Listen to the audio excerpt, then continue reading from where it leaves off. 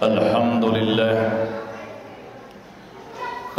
لله الذي جعل الشهر الحرام شهر رمضان وفرض علينا الصيام وأنزل فيها القرآن هدى للناس وبينات من الهدى والفرقان وجعل فيها ليلة القدر خير من ألف الشهر وأرسل رسوله بشيرا ونذيرا وهاديا إلى الله بإذنه وسراجا منيرا أشهد أن لا إله إلا الله وحده لا شريك له وأشهد أن محمدا عبده ورسوله لا نبي بعده اللهم صل وسلم وبارك على محمد وآل محمد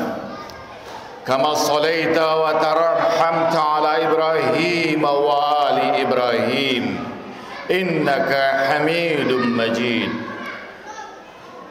فيا عباد الله اتقوا الله حق تقاته ولا تموتن إلا وأنتم مسلمون. Hadirin sidang Jumat yang dimuliakan Allah, kita berada dalam sebuah bulan yang sangat mulia, bulan kasih sayang, bulan ampunan, bulan du'aitum ila diyafatillah wa ju'iltum min ahli karamatillah, anfasakum fi tasbih wa naumakum fi ibadah wa du'aukum mustajab wa amalukum maqbulah. Bulan yang kalian dijamu oleh Allah, dijadikan orang yang mulia. Tidur-tidur kamu sebagai ibadah, nafas-nafas kamu sebagai tasbih, doa-doamu mustajab, dan amal-amalmu diterima. Bulan yang Allah turunkan Al-Quran padanya. Waqala Rasulullah sallallahu alaihi wasallam, syahr Ramadan Rabiul Quran. Bulan Ramadan adalah bulan musim seminya Al-Quran. Bulan yang Allah jadikan juga padanya malam qadar yang lebih baik dari 1000 bulan, dan bulan yang diwajibkan pada kita ibadah puasa.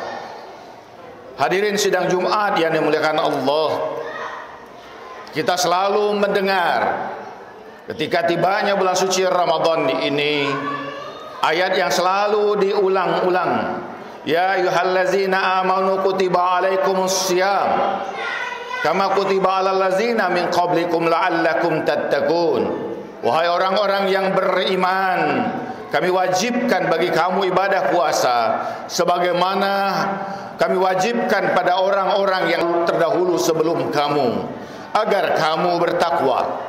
Ada hal yang menarik pada ayat ini, bahwa Allah Subhanahu wa taala ghayatin anusyam, tujuan utama dari puasa ini la'allakum tattaqun. Ibadah puasa adalah ibadah di mana kita menahan diri kita dengan ketentuan-ketentuan yang Allah tetapkan pada kita, sebagaimana ibadah-ibadah yang lain. Akan tetapi pada ibadah puasa ini ada hal yang menarik pada ayat itu. Allah Subhanahu wa taala melalui ibadah puasa ini menginginkan ada sebuah perubahan yang bersifat kualitas pada diri kita. Ketakwaan adalah satu sifat yang menunjukkan tingkat kualitas diri seseorang. Dalam istilah bahasa Arab, perubahan disebut dengan at-taghayyur. At-taghayyur ala qismain. Ada dua perubahan itu, ardiyah wa tabi'iyah wa taghayyuru al-jauhariyah. Ada perubahan yang bersifat alamiah, perubahan yang tidak bisa kita hindari. Dahulu kita kanak-kanak, kemudian remaja, kemudian dewasa, dan saat ini menjadi orang tua. Tahun demi tahun berlalu dari usia kehidupan kita. Kerut demi kerut pada wajah kita bertambah. Penyakit demi penyakit berdatangan. dan kelemahan tubuh kita, semakin tua diri kita, semakin meliputi kita. Ini perubahan yang tidak bisa kita tolak. Bahkan Al-Quran mengatakan bahwa likai la ya'lamu min ba'di ilmi syai'a, sampai pada usia yang sangat tua, sehingga kadang-kadang di antara mereka itu tidak lagi mengetahui apa yang mereka ketahui sebelumnya. Ini hal yang alamiah. Siapapun dia, apapun kedudukannya, kaya atau miskin, perubahan ini tetap akan terjadi dan menimpa kita. Orang tidak bisa menghindari ketuaan, sebagaimana setiap orang tidak bisa menghindari kematian. Itu sesuatu hukum yang bersifat alamiah, hukum yang terjadi dan meliputi siapapun di dalamnya. Tetapi ada perubahan yang kedua, perubahan yang bersifat substansial, at-taghayyuru al-jauhariyah, perubahan tentang kualitas diri kita. Diri seseorang bukan bergantung pada fisiknya. Perubahan fisik apapun bentuknya tidak merubah hakikat dirinya. Dia adalah dia, orang yang sama. Kita adalah kita, orang yang sama dengan apa yang terjadi ketika kita masih kecil, dengan wajah mungkin yang masih lucu, dengan wajah yang mungkin masih polos, dan wajah yang berubah pada saat ini. Tetaplah kita yang sama, tetapi hakikat diri kita adalah hakikat jiwa kita. Semua orang mengalami perubahan pada tingkat nafs ini, tapi perubahan yang terjadi berbeda satu dengan yang lain. Ada perubahan itu yang begitu lambat, usianya bisa jadi sudah sangat tua, tetapi pikirannya, sikapnya, mentalitasnya tidak lebih dari kanak-kanak. Masih menyukai hal-hal yang bersifat permainan, masih menyukai hal-hal yang melalaikan dirinya, masih tidak merasakan tanggung jawab dalam kehidupannya. Tubuhnya besar, tetapi kualitas dirinya masih sangat kecil. Di dalam pepatah Arab dikatakan, ajabtu an syai'an, asyabun yatasyayyakh wa syaikhun yatasyabbab. Aku heran pada dua hal. Ada orang yang berubah begitu cepatnya menjadi tua, tapi ada orang yang usianya sudah tua tapi jiwanya masih kanak-kanak. Kita sering menyebut sifat ini sifat childish, sifat kekanak-kanakan. Segera, secepat sekali emosional dalam menghadapi persoalan. Sulit sekali untuk diajak berpikir logis. Yang didahulukan adalah ego. Perubahan kualitas ini kita lihat pada para nabi. Rasulullah SAW dalam usia yang sangat muda menyelesaikan banyak persoalan. Ketika suku-suku Quraisy bertikai tentang siapa yang berhak untuk meletakkan Hajar Aswad, maka kemudian diputuskan untuk menyelesaikan itu tidak lain adalah Rasulullah SAW. Bagaimana Rasulullah meletakkan Hajar Aswad di atas sebuah kain, dan setiap suku memegang sudut-sudut kain, dan kemudian Rasulullah lah yang meletakkan Hajar Aswad dalam usia 9 tahun. Ini menunjukkan dalam usia yang sangat dini, tapi kematangan kualitas dirinya begitu luar biasa. Allah inginkan melalui ibadah puasa ini ada perubahan kualitas pada diri kita. Perubahan yang seperti apa pada kualitas diri kita ini? Perubahan baik pada tingkat ruhaniyah kita. Para ulama membagi tingkatan kualitas diri manusia. Ada insan basyari, ada insan akli, ada al-insanu malakuti, ada al-insanu ilahi. Ada manusia biologis yang hidup hanya sekedar menjalani kehidupan, makan, minum, beranak pidak, dan kemudian mati. Ada orang yang lebih tinggi lagi kualitas dirinya, yaitu kesenangannya dan kecenderungannya kepada ilmu pengetahuan.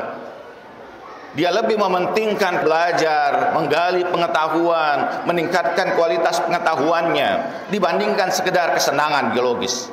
Ada orang yang lebih tinggi lagi kualitas dan derajatnya, yaitu insan malakuti. kecenderungannya pada hal-hal yang bersifat ruhania, mendekatkan diri kepada Allah, menyesali beragam keburukan dan kekurangan dirinya, berusaha untuk mensucikan dan menjaga kesucian dirinya. Orang yang seperti ini disebut insan malakuti. Ada orang yang paling tinggi, al-insan al-ilahi, manusia yang pada dirinya itu sudah tergambarkan akhlak-akhlak ilahi. Sebagaimana Rasulullah bersabda, takhallaku bi akhlaqillah, berakhlaklah kamu dengan akhlak Allah.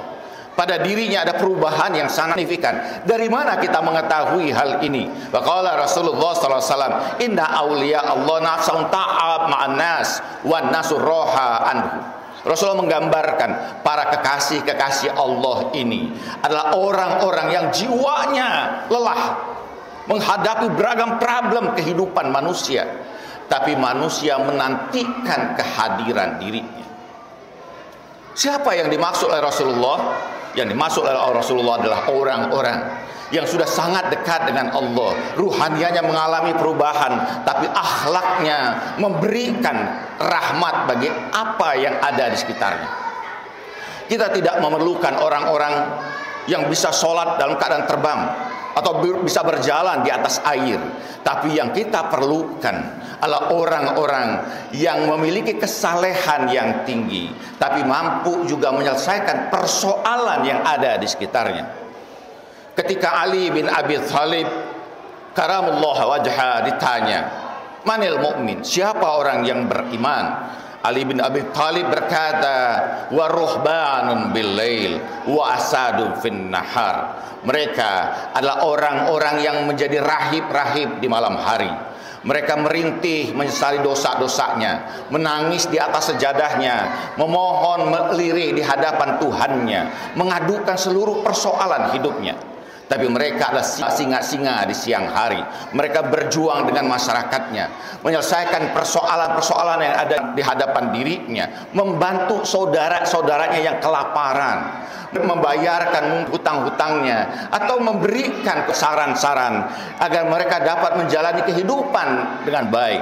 Saat ini, ketika kita beribadah puasa ini, kewajiban kita bukan hanya tentang apa ibadah yang kita lakukan sebanyak mungkin. Tidak. Ibadah ini tidak sebagaimana ibadah-ibadah yang lain. Ibadah yang lain menghasilkan kuantitas yang luar biasa. Sebagaimana hadis Rasulullah SAW mengatakan, man shola fi masjidi ka alfa sholati fi ghairi siwa masjidil haram. Barang siapa yang sholat 2 rakaat saja di masjidku, bagaikan sholat 1000 rakaat di masjid yang lain, kecuali Masjidil Haram. Ini kuantitas. Tetapi ibadah puasa menuntut perubahan kualitas diri kita. Mudah-mudahan dalam bulan suci Ramadan ini ada perubahan ruhania terjadi pada diri kita. Di satu sisi kita berusaha memperbaiki jiwa kita, batin kita, mendekatkan diri kita kepada Allah. Di sisi lain kita peduli akan persoalan-persoalan yang ada di sekitar kita. Ada saudara kita kebanjiran saat ini, yang hilang rumahnya begitu saja, hartanya sirna dalam waktu yang sangat sekejap, hilang semua apa yang telah dia kumpulkan bertahun-tahun yang lalu. Pada mereka ada hak atas harta kita. Untuk sejenak sebagian kita bagikan untuk mereka, sekedar membantu mereka, membahagiakan mereka. Mereka saudara-saudara kita sesama muslim. Mereka adalah saudara-saudara kita yang seiman dengan kita. Pada diri kita ada tanggungan atas diri mereka.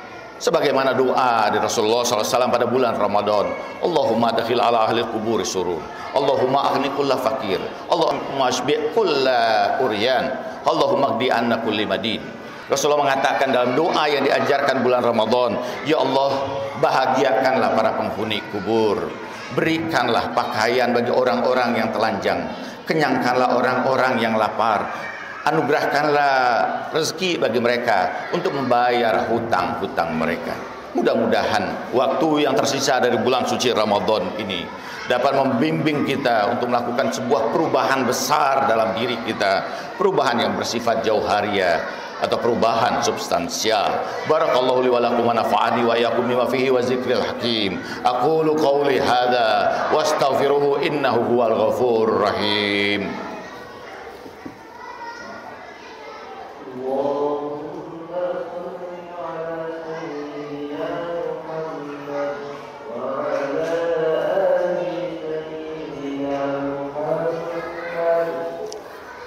Alhamdulillah, alhamdulillahi rabbil alamin.